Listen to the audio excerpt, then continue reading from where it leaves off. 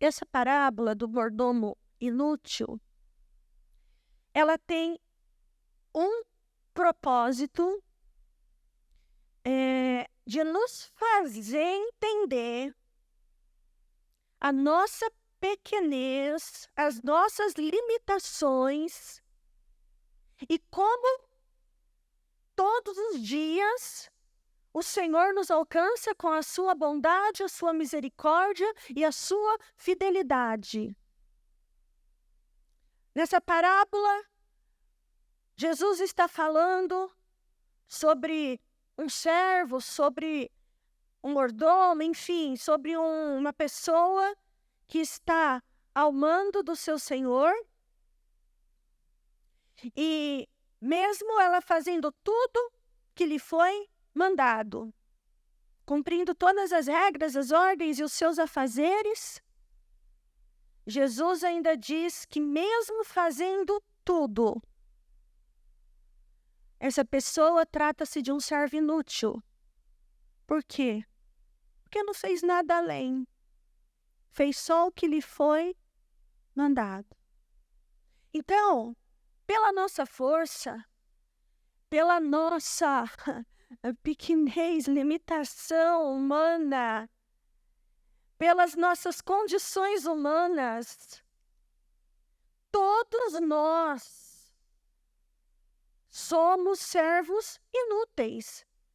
Porque as pessoas não fazem. Quem aqui pode dizer que cumpre tudo o que está escrito na palavra?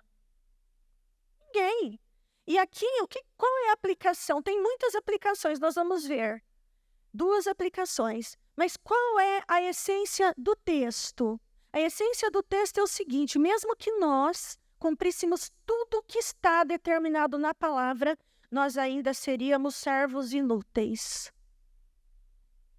Porque nós só fazemos o que está escrito. Essa é a condição do homem na sua natureza carnal, na sua natureza pecaminosa, na sua natureza limitada, na sua natureza humana. Essa é a grande realidade. Por causa disso, nós precisamos nascer de novo, nos converter, receber um novo coração, caminharmos debaixo da graça e da misericórdia do Senhor Jesus, para que nós sejamos capacitados a fazer coisas que façam a diferença como cristãos. Porque para fazer o que todo mundo faz, nós estamos desconsiderando o sacrifício de Jesus na cruz e toda a unção, toda a autoridade, todo o poder, toda a graça, todo o amor, toda a misericórdia que Ele libera sobre as nossas vidas. É como, vou dar um exemplo para vocês, um exemplo para nós passarmos para as outras aplicações. Vou dar um exemplo literalmente ligado à parábola. Tá? O que Jesus fez por nós? E por isso, entre aspas, somos devedores de tudo que Ele fez por nós, e por mais que façamos, sem a graça, o amor e a misericórdia dele, estaríamos em dívida ainda, e não haveria o que pudéssemos fazer para conseguir agradecer a Deus ou fazer alguma coisa que pudesse ir de encontro com todo o sacrifício dele, com tudo que ele fez por nós. E mesmo assim, as pessoas, às vezes, recebem uma oportunidade no reino de Deus de fazer qualquer coisa que seja, né? Ou pregar, ou cantar, ou servir como um líder, como um diácono, como recepção, como qualquer outro departamento ou grupo. E qualquer coisa que a gente faz, a gente quer honra, reconhecimento. E queridos, nós estamos fazendo nem o que era para fazer. Deixa a honra, deixa a glória, deixa reconhecimento àquele que verdadeiramente merece e é o Senhor da obra. O inimigo pega tanta gente por aí, sabe? Entristece e vai, e tira da igreja, e leva para, sei lá, leva em rumo a destruir a vida, né? Irmãos, vamos olhar para a nossa natureza. Nós não somos nada. Apóstolo Paulo, que foi um homem, assim, extremamente usado por Deus, sábio, fazia parte da seita dos fariseus. Ele aprendeu com Gamaliel, o maior sábio em teologia da época antiga. Ele aprendeu aos pés de Gamaliel. Ele foi o teólogo do Novo Testamento. Ele esclareceu, ele revelou a questão da batalha espiritual nas suas cartas. Ele que foi para Éfeso e destronou o principado que estava sobre a cidade, o principado de Diana. Ele que formou discípulos, que evangelizou toda a Ásia em 2 anos. Sem carro, sem internet, sem celular, sem mídia, sem nada. Ele diz na sua palavra: eu olhando para Jesus, o meu Senhor e Salvador, eu não passo de estrume. São as palavras de Paulo, de apóstolo Paulo. Ele reconhecia que nós não somos nada. Se Deus, pela sua infinita misericórdia, nos entregou algo para fazer, a glória não é nossa, o merecimento não é nosso, a honra não é nossa, não tem nada nosso. E quando nós entendemos isso, nós paramos de buscar elogios, paramos de buscar reconhecimento, paramos de buscar, porque tem que me honrar, tem que falar o meu nome, tem que sei lá o quê, não tem que nada. Convém que ele cresça e que eu diminua. Tem que mudar aqui dentro, igreja, aqui dentro da nossa mente, a nossa maneira de pensar. Tem que ser sempre que ele apareça. Que ele, que é o Senhor, que foi à cruz, que derramou seu sangue, que me salvou, que me libertou, que me curou, que ele apareça e que eu diminua. É isso. É a mesma coisa, para dar um exemplo prático, a cirurgia mais cara que existe na atualidade é um transplante de coração, quando é pago de forma particular. Vai de 1 milhão a 3 milhões, conforme a cidade, conforme o médico, conforme o serviço. É a mesma coisa de um médico desse fazer essa cirurgia em alguém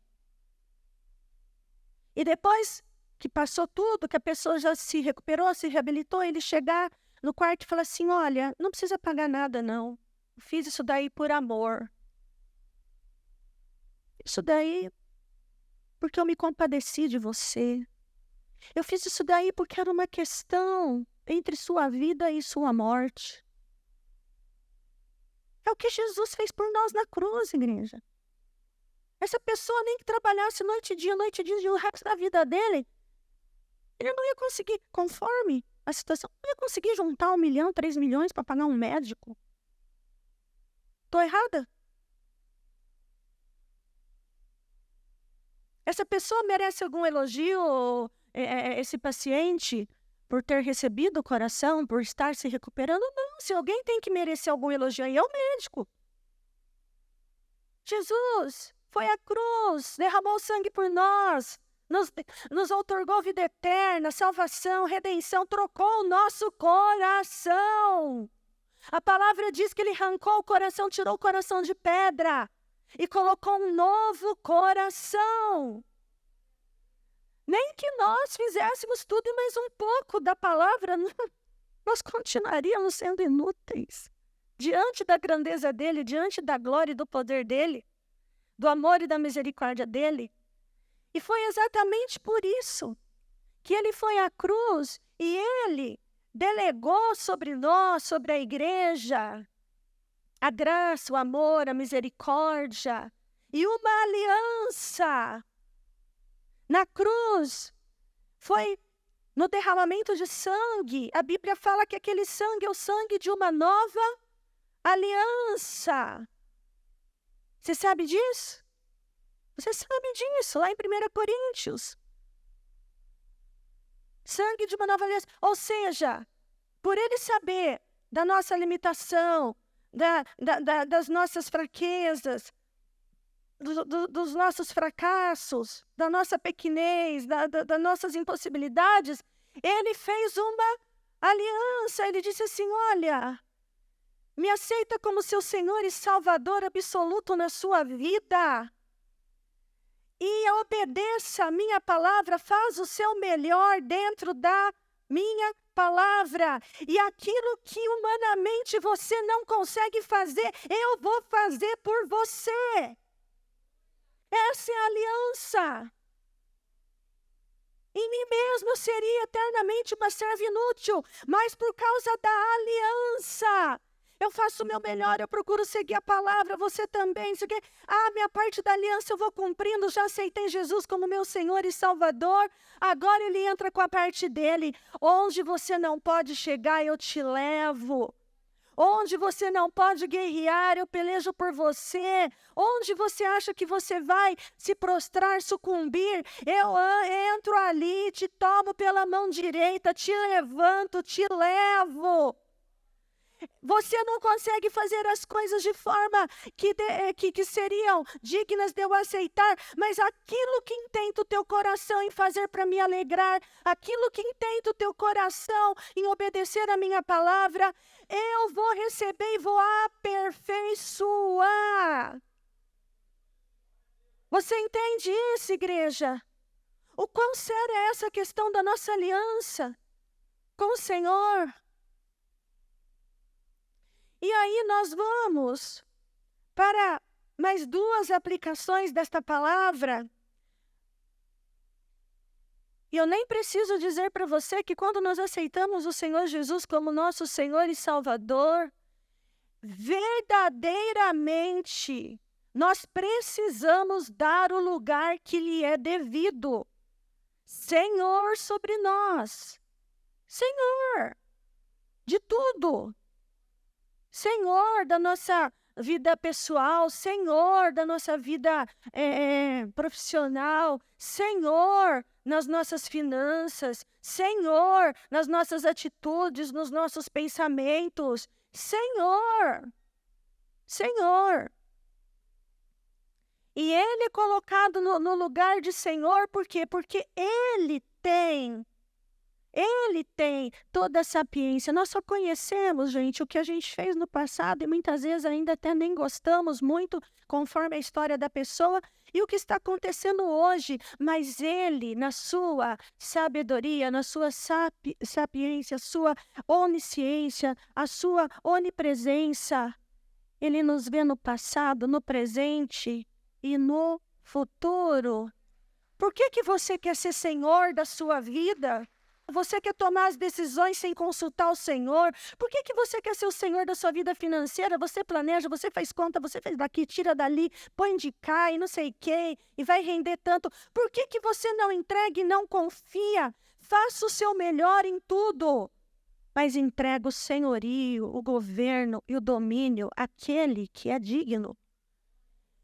E aquele que Ele sabe. Às vezes nós não sabemos o que é melhor para nós. Nós que nem criança ficamos batendo o pé, embirrando, e ai, Deus não me deu. Mas quem te disse que aquilo é o melhor para você? Quem te disse? Ele sabe. Ele sabe quais são as melhores escolhas, qual a melhor direção, Ele sabe qual a melhor decisão. Então vamos submeter a nossa vida ao governo dEle. Submeter a nossa vida ao senhorio dEle. Aí nós encontramos, para nós sairmos dessa categoria da inutilidade, né? Porque é muito bom a gente enxergar isso, para a gente ver o nosso lugar. Para a gente sair dessa categoria da inutilidade, eu tomo esse texto, essa parábola, para duas aplicações. A primeira está em Mateus capítulo 5, versículo 39 a 43. Mateus 5, 39 a 43. O Senhor Jesus dizendo, mas eu digo, não resista ao perverso. O que significa isso? Não entre em combate com o perverso. Não se coloque no mesmo nível do perverso. Se alguém o ferir na face direita, ofereça também a outra. Se alguém quiser processá-lo, tirar de você a túnica, deixe que leve também a capa. Se alguém o forçar a caminhar com ele 1 milha, vá com ele 2. O que o Senhor Jesus está nos ensinando aqui? Uma das possibilidades da gente sair dessa categoria de inútil, de servos inúteis que faz só aquilo que nos foi mandado, que nos foi solicitado, é nós começarmos a agir de forma que faça a diferença. Surpreenda, digamos, o agressor. Surpreenda a pessoa que, de repente, como a palavra está aqui dizendo, está irado, está falando um monte de coisa contra você, caluniando, injustiçando, aquela ira pelos poros, aquela ira. Né? Aqui o Senhor Jesus está falando assim, não entre no jogo do diabo. Faça a diferença. Seja um servo útil, um servo que realmente haja de forma que honre a minha palavra. O que as pessoas falam, a forma como elas falam, as atitudes, o tom de voz e tudo mais, não tem a ver com você. Tem a ver com o que ela tem dentro dela. Você entende isso? Não tem a ver com você. Então eu quero dar um alerta aqui para você. Não entre no jogo do inimigo. Não entre no jogo do inimigo. Aqui Jesus está falando, se bater na sua face, dá a outra. Se quiser roubar sua túnica, dá a capa também. Se mandar andar 1 milha, fala que vai andar 2. Sempre faça algo a mais.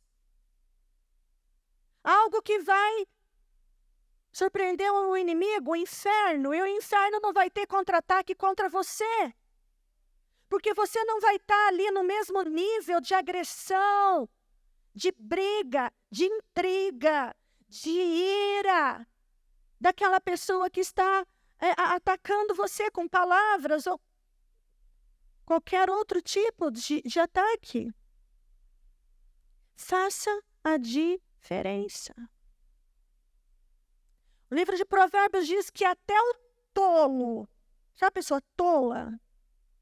Até o tolo, quando se cala, é tido como sábio.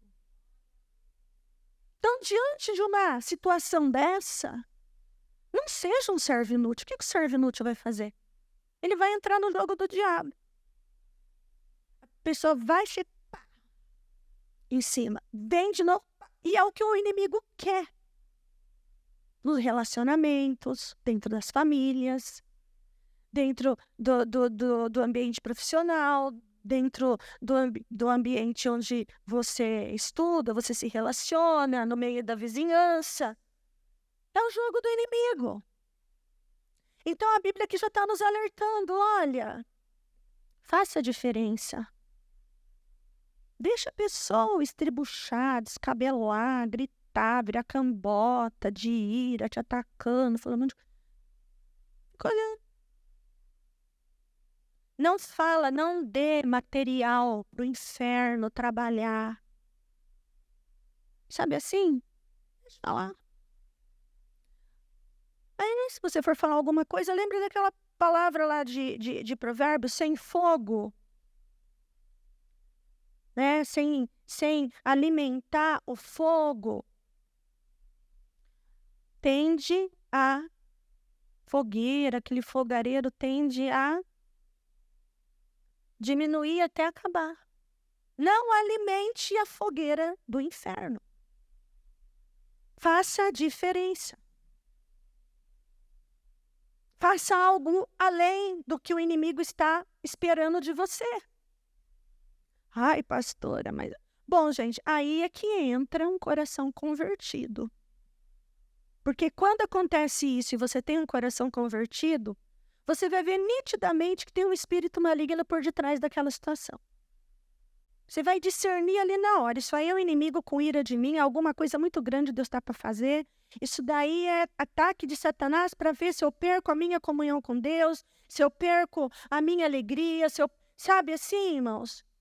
Agora, nesse momento em que acontecem essas situações aqui, narradas aqui em Mateus 5, 39 a 43, o que você tem que fazer? Você tem que priorizar a presença de Deus, a glória de Deus na sua vida. Por causa de 5 minutos ali de discussão, de bate-boca, de vai e volta, de ping-pong com o irado, o estressado, a pessoa insana que está tendo sei lá, um piti, um surto, ira e sei lá o quê. Se você entrar no jogo do diabo e alimentar aquela fogueira, você tem que pensar quais são as consequências na sua vida. Sabe assim?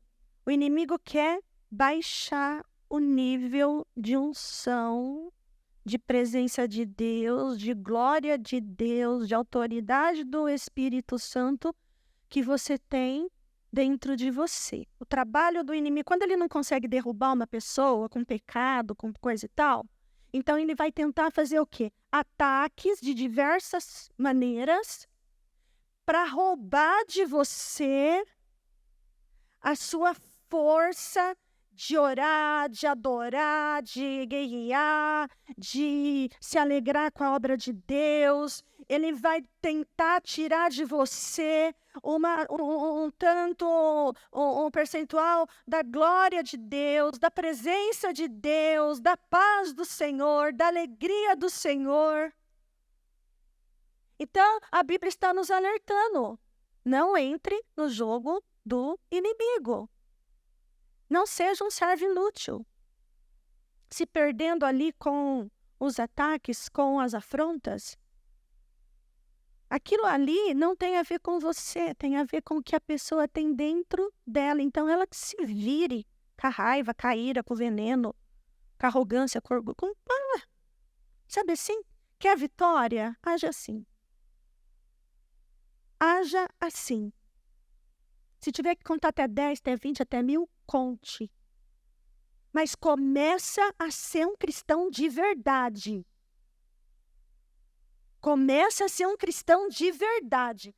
Começa deixando Deus quebrar mesmo o seu orgulho, o seu coração, a sua vontade, os seus desejos, aquilo que está tão latente ali como ser humano. Deixa Deus quebrar.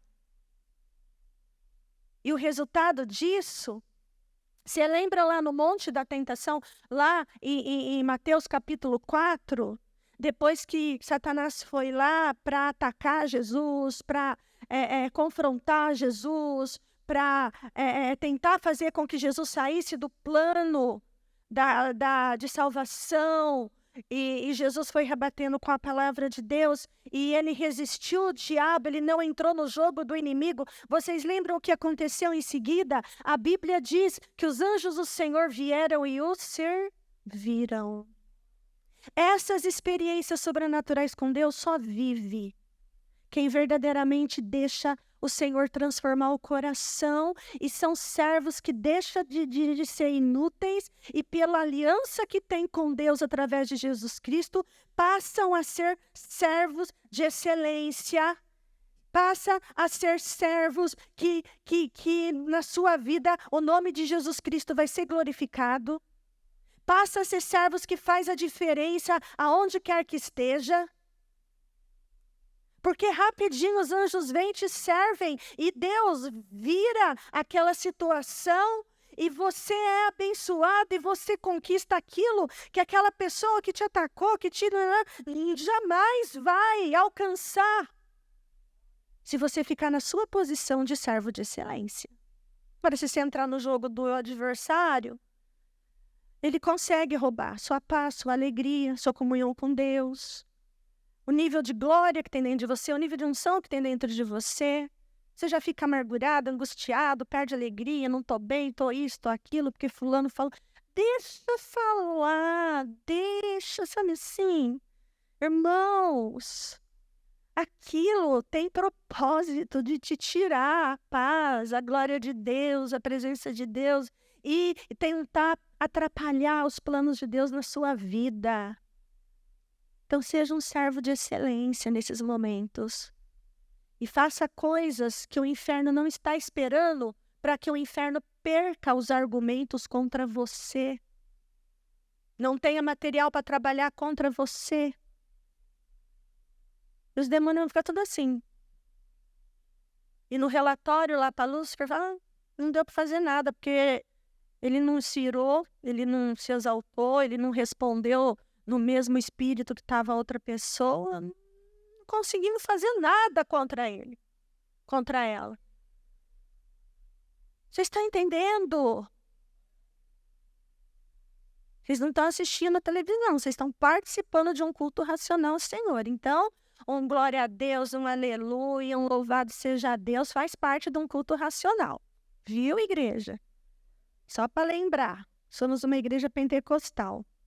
E uma outra aplicação, que nós deixamos a categoria de servos inúteis e através da aliança que temos com Jesus Cristo, nós conseguimos ser servos de excelência, nós conseguimos fazer algo de excelência. Está narrado em 2 Crônicas, capítulo 1, versículos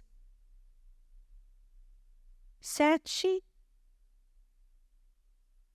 depois o 11, 12, esses 3 versículos.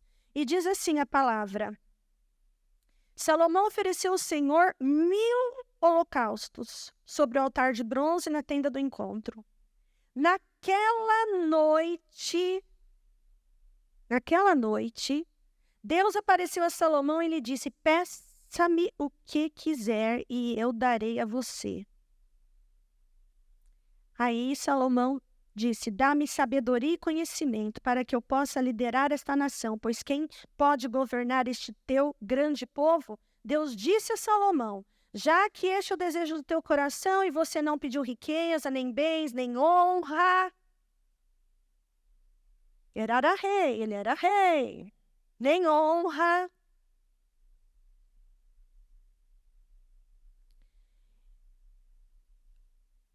Como nenhum rei antes de você teve, eu te darei. Ele falou: você receberá o que pediu, mas também lhe darei riquezas, bens e honra, como nenhum rei antes de você teve e nenhum depois de você terá.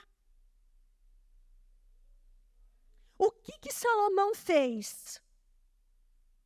No dia do holocausto, no dia do sacrifício, no dia de entregar a oferta do Senhor na tenda do encontro, tinha um dia no Antigo Testamento, que era o dia de levar a oferta, de levar um sacrifício ao Senhor lá na tenda do encontro.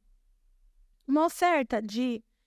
E aí eles tinham várias ofertas de libação, de primícias, de colheita, e de manjares e muitas outras ofertas. Mas nesse dia era uma oferta de gratidão que estaria ali e remissão dos pecados, porque era dessa forma, né? Ali no Antigo Testamento era dessa forma que era orientado por Deus, que era uma simbologia, que o sangue do Cordeiro seria derramado e traria redenção e salvação. Porque ainda não tinha sido, a gente está falando de Salomão, Antigo Testamento, séculos e séculos antes de Jesus vir e morrer por nós. Então era usado isso, uma simbologia do sangue de um animal sendo derramado para remissão de pecados, né? E reconhecendo o Senhor, o seu poder, a sua glória, a sua majestade e tudo mais. Então, Então, enquanto os demais de Israel ia lá pro seu curral, pro seu pasto, sei lá eu, né? E via mais ou menos um animal que já estava meio caído, meio doente, meio mancando, meio sei lá eu que jeito. Ai, sabe aquelas pessoas assim, ó, assim. Aí catava aquele animal até que meio que tremendo, como se a própria pessoa fosse morrer naquele dia. Porque tem gente que é tão avarento que qualquer coisa, tem um tênis lá de 100 anos, mas vai dar, parece que tá dando um pedaço da alma junto. Quem conhece alguém assim? Então, a nação de Israel tinha que oferecer todos ali, os chefes de família, um animal, né? Para simbolizar a remissão dos pecados deles naquele período e tudo mais. Então, estava todo mundo lá escolhendo um cordeirinho, meio que uma ovelhinha, meio que mais ou menos, meio que velho, aí não vai dar mais nada mesmo, não sei o que, vou entregar esse em sacrifício ao Senhor, não sei o que. Enquanto estava todo mundo buscando uma maneira de só cumprir um protocolo, de só se cumprir como servo inútil, só fazer o que tinha sido previsto na lei de Moisés, enquanto estava todo mundo ali, assim, preocupado e só aí pela tradição, e só aí, porque se eu não for, de repente meus pecados não vão ser perdoados, aí minha vida vai... Sabe assim? Servos inúteis, querendo fazer só o que foi pedido e ainda sem nenhum cuidado, sem nenhum critério. Enquanto isso, Salomão resolveu ser um servo de excelência, sair da categoria do servo inútil. E ele surpreendeu a Deus, porque a Bíblia disse que ele não foi e entregou um cordeiro, uma ovelha. A Bíblia diz que ele foi e entregou 1000 holocaustos, 1000 sacrifícios. Por quê? Porque ele não queria ser um servo inútil, que fizesse só aquilo que lhe tinha sido orientado ali pela lei de Moisés. E a Bíblia nos ensina, nos fala que ele surpreendeu tanto a Deus, que ele fez a diferença tão grande ali, diante de Deus, que na mesma noite, Deus apareceu em sonho para ele e falou para ele: pede-me o que quiseres. Porque ele saiu da categoria de servo inútil. E ele foi e deu um passo além. Fez a diferença. Surpreendeu a Deus. Oferecendo um sacrifício muito maior e muito mais completo daquilo que tinha sido solicitado. Como resultado disso, Deus vai até ele. Pede-me o que quiseres. Você tem noção do que é sair da categoria do servo inútil e ir além? Dar um passo além? E através da aliança que temos em Cristo Jesus, nós conseguimos fazer algo a mais do que nos foi mandado, algo a mais do que nos foi solicitado, algo a mais pelo reino, pela igreja, no nosso chamado, no nosso ministério, no nosso dia a dia, fazendo algo na igreja. Nós podemos fazer algo além, algo a mais e surpreender a Deus, assim como Salomão fez. E aí Salomão disse: eu quero sabedoria para conduzir esse povo. Aí o Senhor disse para ele: como só pediste sabedoria? Não pediste bens, riquezas, não pediste honra, reconhecimento e sei lá, mas o que? Eu vou te conceder sabedoria, mas vou também, como você foi além, como você me surpreendeu, como você fez mais, muito mais do que tinha sido pedido, eu também vou te surpreender. Além da sabedoria, eu vou te dar riqueza, bens, honra, mais do que qualquer outro rei que veio antes de você, e mais do que qualquer outro rei que virá depois de você. porque fez algo a mais. Porque foi além. Sem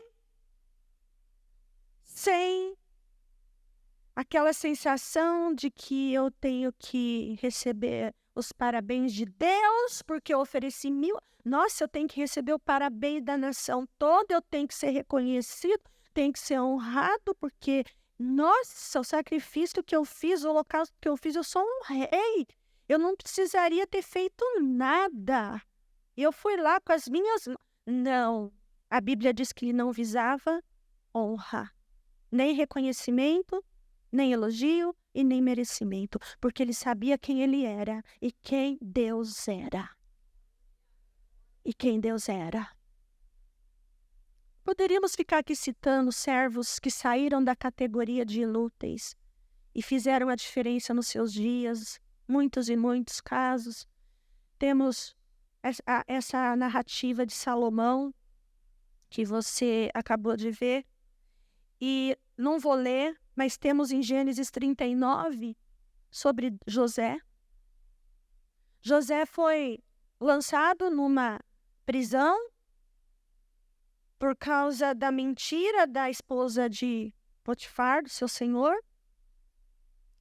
E a Bíblia diz que, gente, quando o servo tem intenção no coração de ser de excelência, ele não precisa estar no trono, ele não precisa estar no topo, ele não precisa estar nos seus melhores dias, ele não precisa estar na sua melhor fase, ele não precisa esperar acontecer isso, esperar acontecer aquilo. Não, a Bíblia diz em Gênesis 39 que José foi servo de excelência, fez algo além na prisão. Na prisão. Ele falou, bom, eu estou aqui preso, tal, mas eu vou ser o melhor preso dessa prisão. E aí, se você ler em Gênesis 39, você vai ver que ele fez tanta diferença, que ele foi tão além, que ele cuidou de tanta coisa que não lhe foi pedido. Ele fez tantas coisas que não fazia parte das atribuições de um preso, que chegou um determinado momento, o carcereiro deu a chave da prisão para ele. Falou, José, cuida. José, faz do seu jeito. Isso é ir além, é fazer a diferença. É sair da categoria de um servo inútil e começar a ser um servo de excelência que traz a glória de Deus para a terra, através da sua vida. Não pense você que fazer glória de Deus vai vir sobre a terra, não. Você tem que fazer além, tem que fazer melhor. Tem que ser o melhor. E para encerrar, a Bíblia diz, em 1 Coríntios 10, 31, quer comais, quer bebais, ou façais qualquer outra coisa, fazei tudo para a glória de Deus. Não é para a nossa glória, é para a glória de Deus. Para a glória de Deus. Comais, bebais ou qualquer outra coisa. Se eu estou trabalhando, eu vou fazer para a glória de Deus. Ou seja, Deus vai ter que ser glorificado na minha vida. Eu vou ter que fazer a diferença ali. Porque o propósito de tudo quanto eu fizer sobre essa terra é que vejam a glória de Deus em mim e que o nome do meu Senhor seja glorificado na minha vida. No serviço, nos estudos, nos relacionamentos, pensa nisso antes de fazer algo. Isso que eu vou fazer, isso que eu estou pensando em fazer, vai trazer a glória de Deus para a terra. O nome de Jesus vai ser glorificado a partir da minha vida. Todos saberão que eu tenho um Deus poderoso, um Deus grandioso, um Deus glorioso. Com a minha atitude, com a minha forma de fazer as coisas, com o meu procedimento. Então, nessa manhã, eu desafio a você a sair da categoria do servo inútil